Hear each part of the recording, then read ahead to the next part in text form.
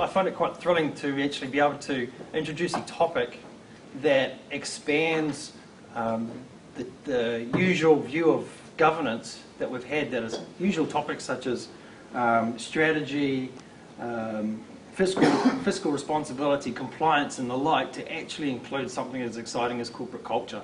Because I actually do see it as being part of the governance that we have as a responsibility as leaders and as directors of organisations. Please be prepared to be provoked, inspired and positioned to leverage your workplace culture.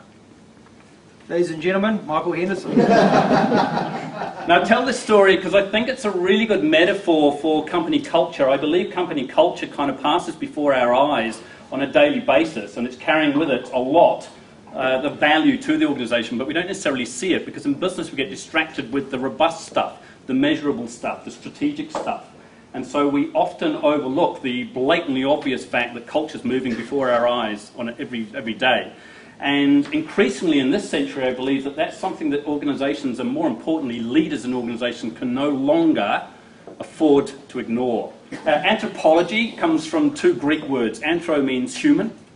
Apology is from logos, in other words, the study and writing of. So in really simple terms, it's the study of human culture and writing down what we notice and see. Fortunately, nowadays, we don't necessarily even have to write it down because we have technology like the Canon camera that I use. Did I do that? So you may feel as if it's even a little simplistic. I'd caution you.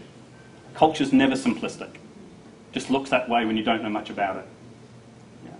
So the idea is just to be open to the possibility that there's, if you like, the concept sounds simple, it's actually a key to a door to greater understanding, greater depth.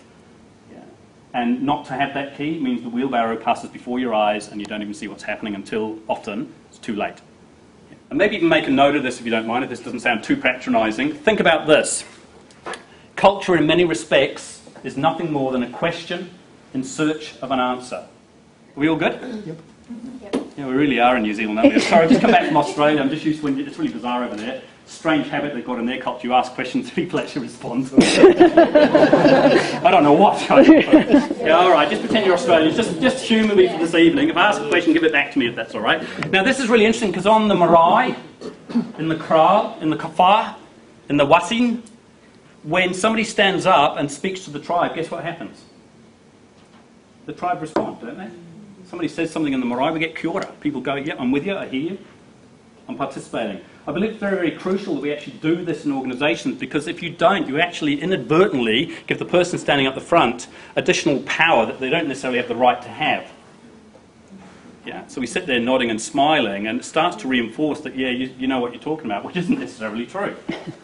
So voicing up is a really good way of kind of even letting you know within the room, yeah, well, everyone's heard what he said, but listen, half the room's in disagreement already. Yeah, sort of. Make sense? Yeah. So play with that as a concept even back in your workplaces.